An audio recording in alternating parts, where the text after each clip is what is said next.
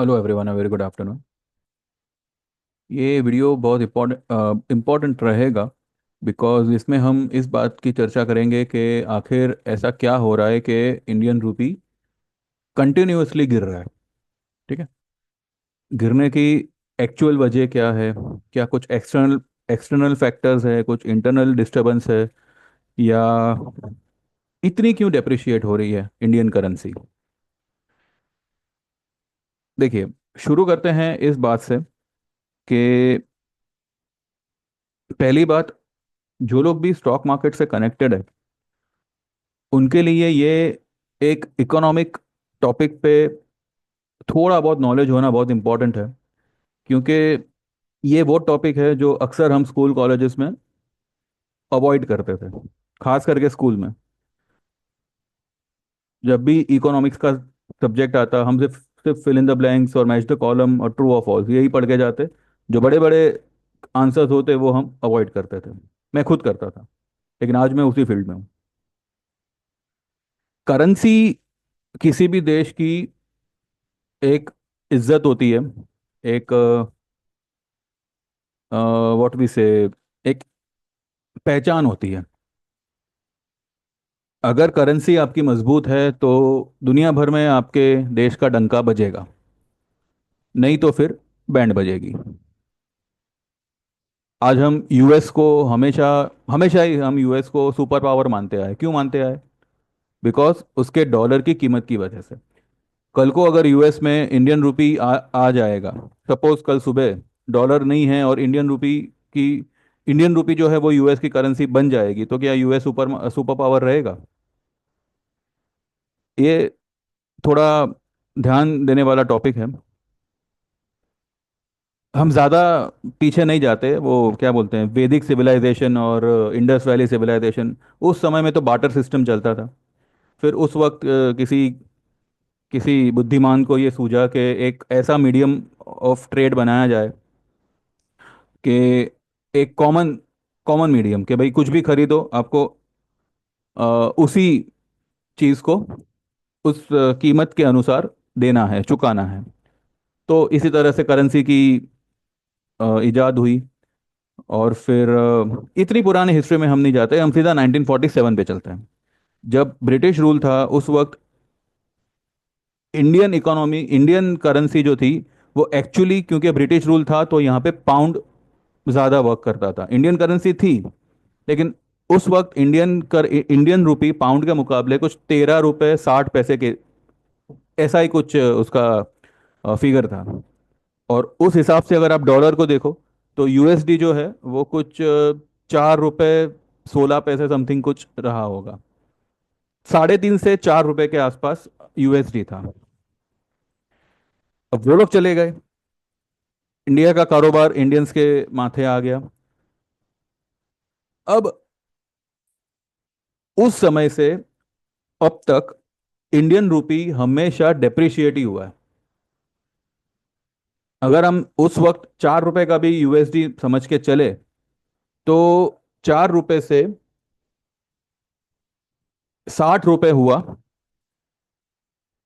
In the year 2013। ठीक है।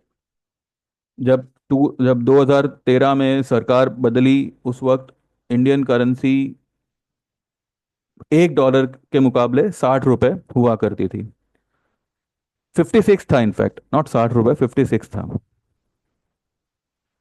लेकिन एक चीज हुई थी कि जैसे जैसे रुपया इस दौरान डॉलर के मुकाबले घटता गया, डॉलर की वैल्यू बढ़ती गई, उसी के साथ साथ इंडिया की जो ग्रोथ स्टोरी है वो भी बढ़ती गई। यानी कि जो इंडस्ट्रियल प्रोडक्शन था, जीडीपी था, वो भी जो है अच्छा खासा बढ़ रहा था। तो ये रुपए की गिरावट को जस्टिफाई करता है कि भाई अगर रुपया गिरा है डॉलर के मुकाबले, तो साथ ही साथ आपकी कंट्री की ग्रोथ भी हुई है। 13% उस वक्त कुछ ग्रोथ चल रही थी। अब यहाँ पे अगर हम आज की तारीख की बात करें, पहले के मुकाबले 2014 से लेके अब तक इंडियन रूपी जो है वो लगभग लगभग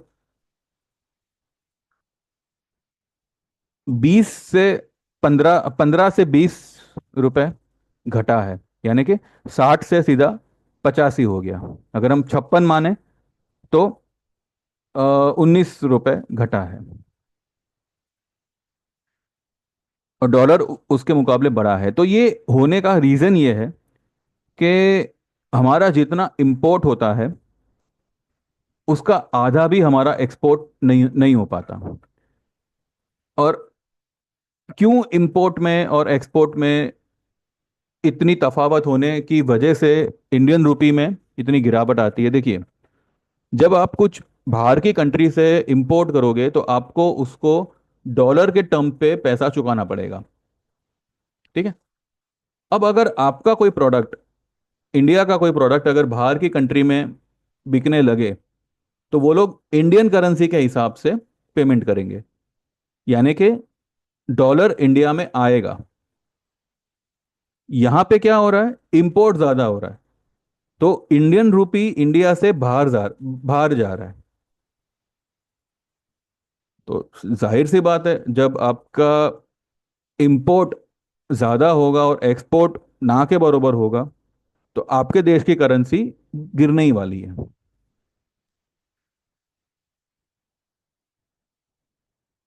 दूसरी बात यहाँ पे ये है कि अगर आप ग्रोथ को देखो, अब ग्रोथ ऐसी हो चुकी है कि उसको ना देखो तो ही अच्छा है।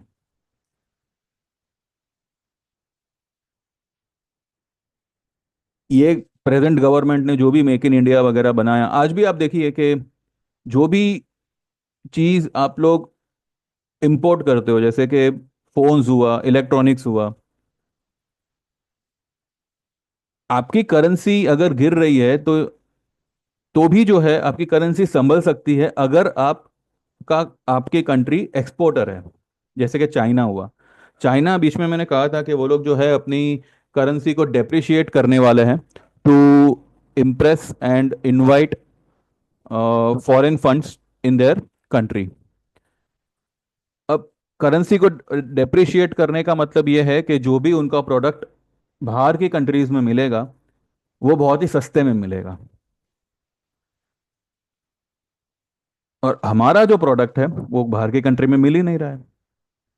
तो जब तक इंडिया इंपोर्ट पे डिपेंडेंट रहेगा, जब तक इंडिया एक्सपोर्ट नहीं करेगा, तब तक जो है इंडियन करेंसी आपको आने वाले समय में और गिरती हुई ही दिखेगी। और ये ऐसा नहीं है कि ये रातों रात जो है इसमें चेंज आ जाएगा और इंडिया जो है सीधा एक एक्सपोर्ट कंट्री बन बन जाएगी। जी नहीं।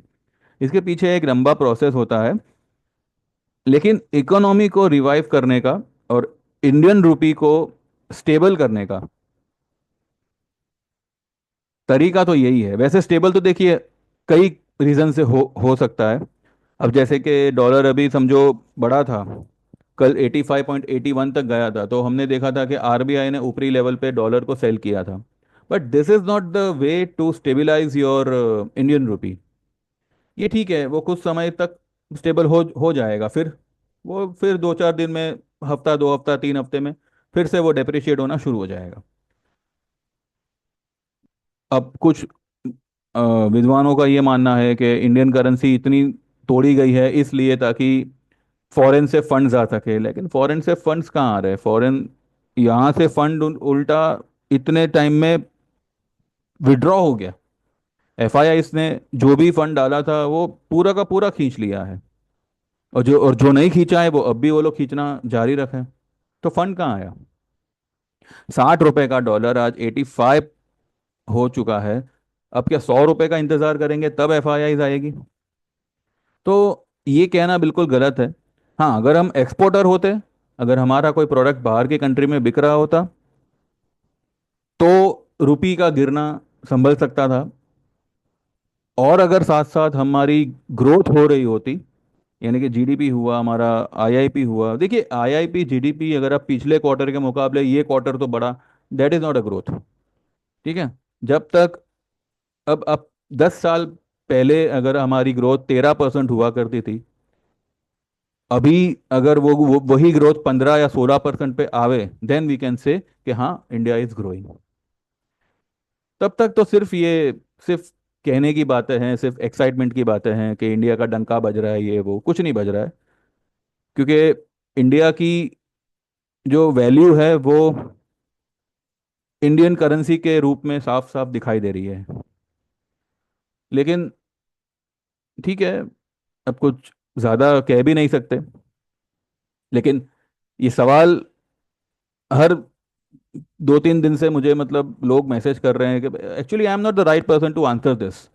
लेकिन मेरी जो समझ है, जो मुझे पता है, मैं वही बताऊंगा। और मैंने उनको वही बताया है कि हमारा इंपोर्ट ज़्यादा है, हमारा एक्सपोर्ट कम है, कम यानी कि ना के बरोबर है। और जितना हम एक्सपोर्ट करते हैं, वो एक्सपोर्ट का इनकम जो है वो इंपोर्ट किए हुए पेमेंट को टैकल नहीं कर पा रहा। इस वजह से इंडियन करेंसी का डेप्रिसिएशन कंटिन्यू है और वो कंटिन्यू ही रहेगा। ये मुझे मोटा मोटी समझ में आ रहा है। बाकी इंटरनल क्या है क्या नहीं, आई am not the that big economist. लेकिन अब क्योंकि पूछा गया था और मेरे ही फॉलोअर ने पूछा था, तो मैं तो ये नहीं कह सकता कि भाई तेरी हिम्मत कैसे हुई मुझे पूछने की, हाँ तू देशद्रोही है ये वो। मैं तो ये नहीं कह सकता, मुझे तो उसका जवाब देना होगा। भले अगर मेरा ध्यान गया किसी मैसेज पे तो मैं जो उसका रिप्लाई करता ही हूँ, अदरवाइज तो मैं यूट्यूब देखता नहीं हूँ। और ये तो मैसेजेस मुझे व्हाट्सएप पे आए थे। यूट्यूब के कमेंट्स नहीं देखता, यूट्यूब नहीं देखता ऐसा नहीं हूँ। यूट्यूब के कमेंट्स मैं इतना ये नहीं करता। तो यही है कि ये सिर्फ इंपोर्ट एक्सपोर्ट का बड़ा इसमें खेल है।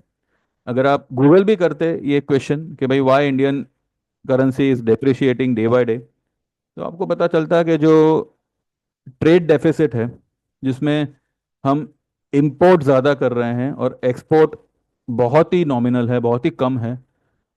उस मुकाबले हम हमारे पास जितनी फॉरेन करेंसी आती, इंडियन करेंसी हमारी जाती है, उतनी फॉरेन करेंसी आ नहीं रही है, क्योंकि हम एक्सपोर्ट कुछ कर नहीं रहे। हमारे यहाँ पे ऐसा कोई प्रोडक्ट ही नहीं बन रहा जो हम फॉरेन कंट्री में एक्सपोर्ट कर सके। ठीक है। तो बस यही एक रीज़न है। और इंडिया को अगर वो क्या 3 ट्रिलियन या 10 ट्रिलियन जो भी बीच में बात हो रही थी, वो इकोनॉमी अगर बननी है तो we have to be the biggest exporter in every sector. जो अ, ये तो मतलब क्या क्या कहे, मतलब अभी उसकी तो कुछ प्रिपरेशन दिख ही नहीं रही है ही नहीं। मतलब 10 सालों में कुछ नहीं हुआ है। तो करेंसी इतनी जल्दी स्टेबलाइज नहीं हो पाएगी। लेकिन इसका ये मतलब नहीं है कि मार्केट नहीं बढ़ेगा। सी करेंसी डेप्रिशिएट होना, it is not at all dependent, it is not, market is not at all dependent on this currency वाला थिंग। हाँ, एक बार अगर करेंसी को ज़्यादा ही डेप्रिशिएट होती है, यानी कि मानो एक ही दिन में 1 रुपया गिर गई, यानी कि 85 का 86 हो गया, there could be some sort of selling coming. लेकिन मार्केट क्रैश हो गया, ध्वस्त हो गया, ऐसा कुछ नहीं होता। क्योंकि जैसे मैंने कहा था कि अभी की तारीख में किसी को ग्रोथ से मतलब नहीं है। हर कोई यही चाहेगा कि भाई मैंने 10 रुपए लगाए, मुझे 20 रुपए मिलने चाहिए, खत्म। अब ग्रोथ हो ना हो, हम जब कोई ऑप्शन लेते हैं तो थोड़ी ना ये देखते हैं कि भाई कंपनी ने क्या बेचा, कितना बेचा, जरा दिखाओ मुझे। कोई नहीं देखता। स्टॉक ओवरसोल्ड है, 5% का बाउंस आएगा, उसमें हम निकल जाएंगे, यही है ना। लेकिन कहने की बात यह है कि एफआईआईज जो है वो इतने समय से, पिछले 2013 14 14 या 15 से ही जो है, they are continuous selling, continue. अब ये सेलिंग उनकी कैसे रुक पाएगी? गवर्नमेंट को जैसे रिफॉर्म्स लाएगी जिसमें उन लोगों को 2 पैसे का मुनाफा दिखेगा, या क्या है क्या नहीं, या उनको गवर्नमेंट की पॉलिसीज पे ट्रस्ट नहीं है, या गवर्नमेंट ने जो कहा है वो फुलफिल नहीं किया है, क्या रीज़न है वो लोग कंटिन्यू सेल कर रहे हैं, भगवान जाने। या फिर यहाँ पे इतने टैक्सेशन इतना मतलब बढ़ा हुआ है, जीएसटी वगैरह, हर चीज़ में जीएसटी। अब तो आप सेकंड हैंड गाड़ी भी बेचोगे 10 लाख की ली है, 5 लाख में बेच रहे हो, तो 5 लाख जो आपका घाटा हुआ है उस पे आपको जीएसटी भरना है। तो अल्टीमेटली आपके हाथ में क्या आया? इससे तो अच्छा बेचो ही मत, किसी को गिफ्ट कर दो, आपके किसी कर्मचारी वगैरह को, घर में जो भी नौकर वगैरह काम करते हैं, वो बेचारा जिंदगी भर आपको सलाम करेगा। अब बातें हो रही है कि 15 लाख तक जो है वो टैक्स वहाँ माफ करेंगे, लेकिन अब जब आज आप 15 लाख का टैक्स माफ कर कर सकते हो, तो फिर ये 5 लाख तक आप क्यों क्यों लेके आए? 2.5 लाख तक लाए थे मेरे ख्याल से, पता नहीं, जो भी है। तो इतना आप क्यों फिर लेके आए? अभी जब आपके गले तक आ गया तब आप 15 लाख तक माफ करने को तैयार हो। तो एक सही, क्या कहते हैं, एक स्ट्रांग यहाँ पे इकोनॉमिक रिवाइवल की ज़रूरत है, जो पता नहीं कैसे आएगा। लोग यहाँ पे कंटिन्यूस अपने काम धंधे को लेकर परेशान है।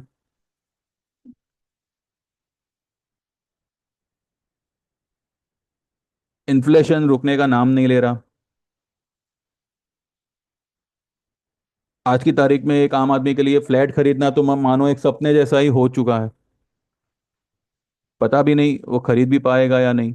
अगर लोन लेके खरीदेगा तो उसकी जॉब कब तक रहेगी, वो भी एक सवाल है। तो इतना कुछ, मतलब, चल रहा है संसार में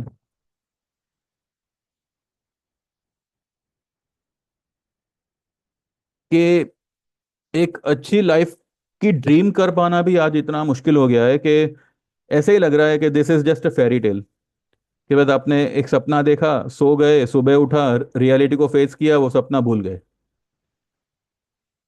तो अब ये सब में से कैसे निकलना, निकल भी पाएंगे या नहीं, ये जो है वो एक, सिर्फ आप ही का प्रॉब्लम नहीं है, ये हर कोई इस प्रॉब्लम से गुजर रहा है। और यही प्रॉब्लम एक दूसरे से, क्या कहते हैं, हेट करवा रहा है, या पल्ला हम झाड़ रहे हैं कि भाई तू अपना देख, मुझे क्या करना है।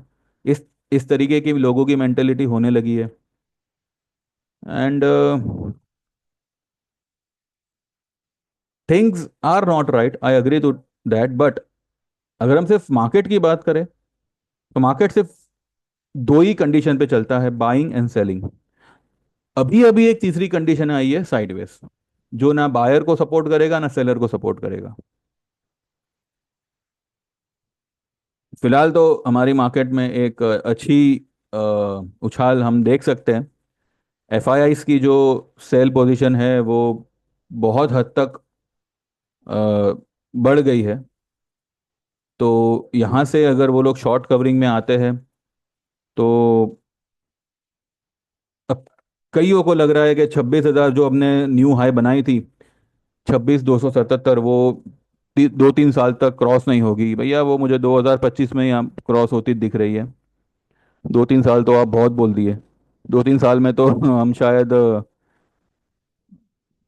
एक बहुत बढ़िया रैली कर जावे, या हो सकता है रैली करके हम करेक्शन में भी आ जावे। ठीक है। हाँ, लेकिन इतना मैं कहता हूँ कि मार्केट में अपॉर्चुनिटीज बहुत है। हम थोड़ा सा ये ऑप्शन वगैरह के दायरे से थोड़ा सा बाहर निकले, और थोड़ा सा फंड जो है हमारे इन्वेस्टमेंट की तरफ ले जावे, तो there are many such stocks जो आपको आने वाले 1 साल 2 साल में, या आने वाले 6 महीने, 6 महीने ही मान लीजिए, एक बहुत बढ़िया आपको रिटर्न देने के लिए तैयार है। अभी भले आपको वो सारे स्टॉक्स मरे पड़े दिख रहे होंगे, लेकिन जैसे वो स्टॉक चलना शुरू करेंगे, you are going to be, याद करेंगे आप। और ये वही सारे सब स्टॉक्स है जो मैं मेरे ग्रुप में सजेस्ट करता रहता हूँ। क्योंकि मैं भी जो है ऐसे ऐसे स्टॉक्स ही आपको ढूंढ के दूंगा जो भले चलने में टाइम लगावे, लेकिन जब चलेंगे तब रुकेंगे नहीं। अब मैंने पिछले महीने में कहा था कि भाई बजाज फाइनेंस जो है वो आना चाहिए। थोड़ा टाइम लगाया उसने, पर वो आ गया, अपने भाव पे आ गया। तो टाइम का तो देखिए क्या है कि भाई कोई कुछ कर नहीं सकता इसमें। टाइम, मार्केट को जो हिसाब से टाइम लेना है वो हिसाब से टाइम लेगा। लेकिन इतना है कि जो भी स्टॉक्स मैंने बताए हैं वो चलेंगे नहीं, उड़ेंगे। थोड़ा पेशेंस से आपको काम करना होगा। और रही बात इंडियन करेंसी की, तो इंडियन करेंसी वैसे देखा जाए तो इस इट्स इकोनॉमिक सब्जेक्ट, जिसके बारे में मेरा कुछ कहना, हाँ मैं यहाँ पे सिर्फ मेरे आइडियाज रख सकता हूँ। जो मैं मानता हूँ वो मैं यहाँ पे शेयर कर सकता हूँ। ठीक है। क्योंकि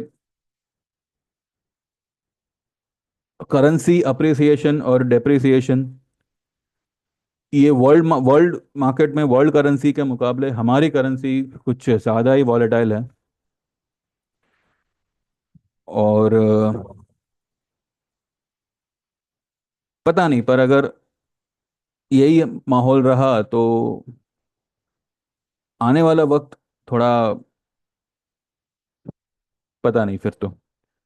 इसीलिए मैं कहता हूँ कि फोकस हमेशा पैसे बनाने पर रखिए, क्योंकि और कुछ काम नहीं आने वाला जिंदगी में। कोई दोस्त यार कोई काम नहीं आने वाला, आपका पैसा ही आपको काम आएगा। अब ये मत मुझे मैसेज करना कि वो पैसे से भूख नहीं खरीदी, वो सब बकवास मुझसे मत करना। पहले आप 10 करोड़ कमाओ, उसके बाद ये सब बातें करो।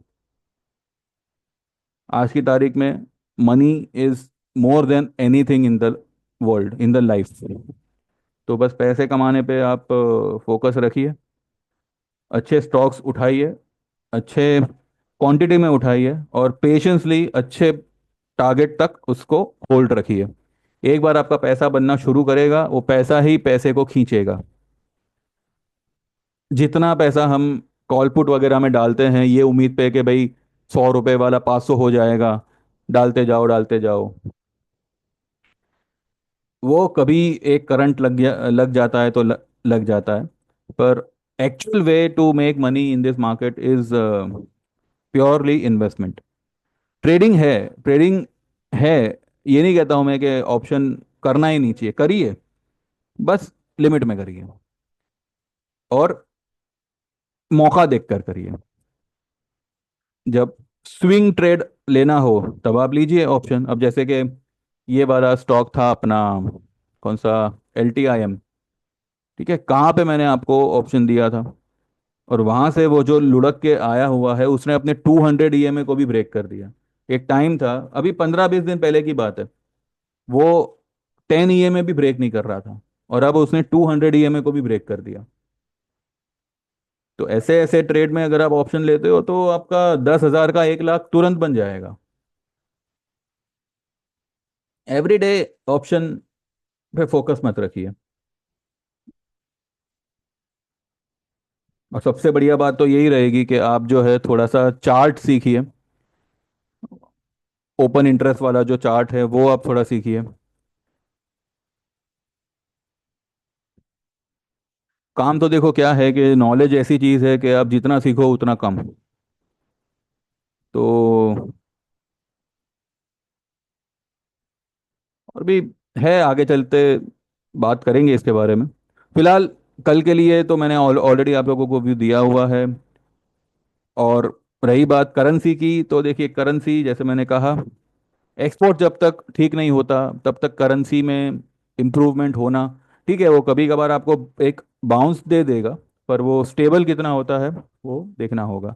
पर इतना है, करेंसी की वजह से markets are not not going to collapse. वो मार्केट आपकी 20,000 15,000 नहीं नहीं आ जाएगी, वो फिक्र मत करिए। ठीक है।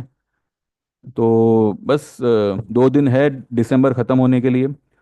दिसंबर अपना 31 जो है वो एक मुझे बड़ा तेजी वाला दिन लग रहा है। साथ ही ये भी पॉसिबल है कि उस दिन वॉल्यूम ना हो मार्केट में, क्योंकि 31 होगा, सेकंड हाफ सब मस्ती मूड में होंगे। या हो सकता है ना भी हो, क्योंकि अभी अभी मूड तो मेरे ख्याल से किसी का नहीं है। पहले तो हर कोई 31 मनाता था, अभी तो मतलब बस एक तारीख बन के रह गया है। तो एनीवेज देखते हैं ये 2 दिन मार्केट कितना चलता है कितना नहीं। यहाँ से मुझे तो एक अफलातून तेजी दिख रही है। और 25 26 सब लेवल पॉसिबल है। मैंने तो कल आपको 29,000 का लेवल तक मैंने कैलकुलेट करके बताया हुआ है, विच इज़ 100% अचीवेबल टारगेट। तो बस इतना है, और 23,000 का लेवल मार्केट नहीं ब्रेक करेगा। ठीक है, एज मुझे आज की तारीख में तो ये दिख रहा है। अगर कुछ मेजर होता है तो उसके बारे में हम देखेंगे, लेकिन फिलहाल मार्केट्स आर ओवरसोल्ड। उसका पीसीआर वगैरह में फिलहाल जगह है, लेकिन एफआईआई की पोजीशन काफ़ी ओवरसोल्ड है।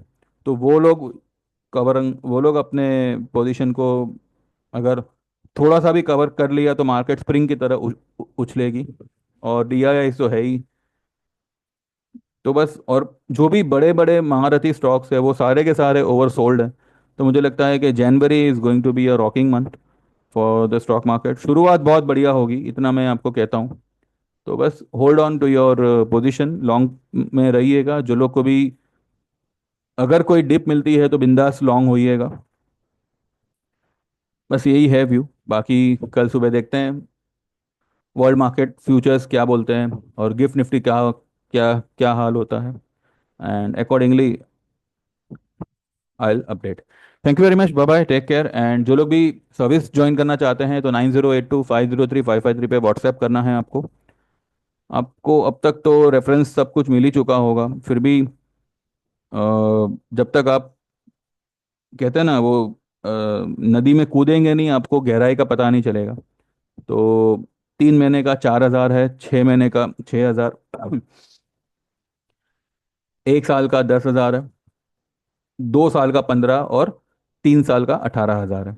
वन टाइम पेमेंट होगा 25,000 का। ये होगा लाइफ टाइम के लिए, for the life time membership. अगर आप इनकेस 6 8 महीने में, साल भर बाद अगर आप मानो ट्रेडिंग छोड़ देते हो लाइफ टाइम वाले में, और कुछ समय बाद फिर से रीज्वाइन करते हो, तो आप बिना कुछ पे किए यू कैन ज्वाइन। एंड अगर कुछ ऊंच नीच होती है किसी भी ट्रेड में तो आपको रिकवर करवा दिया जाएगा। ठीक है, जो भी पेमेंट है वो वन टाइम पेमेंट है, और कोई इंस्टॉलमेंट वगैरह नहीं है उसमें। बाकी ये रिफंडेबल भी नहीं है। तो जो लोग भी ज्वाइन करना चाहे मुझे व्हाट्सएप करिएगा, आज ही करिए, और कल से आपकी काउंटिंग शुरू होगी। एंड देखते हैं फिर आगे कैसे क्या करते हैं। ठीक है, like this video, subscribe this channel, and keep watching. Thank you very much, bye bye, see you tomorrow.